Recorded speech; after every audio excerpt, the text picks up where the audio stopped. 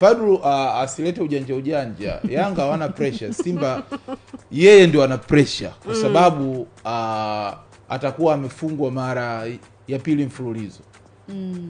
Yanga hata akifungwa atakuwa amefungwa mara ya kwanza baada ya muda mrefu. Yeah. Kwa hiyo pressure inatoka wapi? Yaani baada ya mechi 6 zilizopita ndo atakuwa amefungwa mara moja. Simba wanasubiri ushindi kutoka kwa Fadlu. Yaani kama mgonjwa anavyosubiri dawa. Kwa sababu wamenyanyasika sana.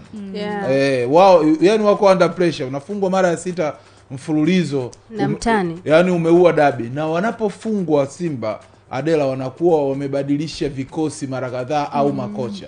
Hii ni Simba mpya tena. Ukifunga maana yake watu wanasema yale msimu tena yale wakiwa na kocha mpya na kikosi kipya unasema yale kikosi kimetoka hapa, kimeenda Misri, kimejiandaa, kimecheza mechi za kirafiki, wachezaji 15 wapya. Kwa hiyo watu wanaamini kabisa kwamba sasa tuna kikosi cha kumfunga Yanga. Kama sio kumfunga basi hata sare.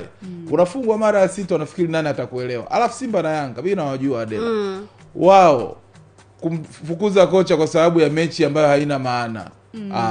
Wala sio nani shida kwao. Sio shida zao. Sio shida zao. Yaani kumuondoa kocha kwa sababu ya kufungwa mechi ya nani ya Mtani Jembe. Yanga wao kumfukuza kocha kwa sababu ya mechi ya Mtani Jembe. Hii ya kufungua msimu tu.